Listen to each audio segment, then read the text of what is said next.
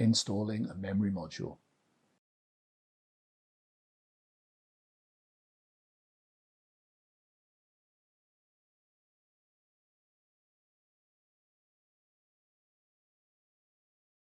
Use the memory module tool to press the retaining clips at each end of the memory module connector outward. Using both hands, align the memory module with the slot and gently place it on the slot.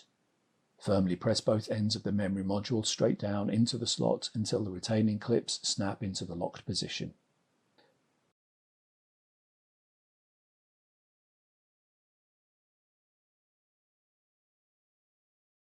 Install the memory module tool on the DIMM cone. Install the tray cover.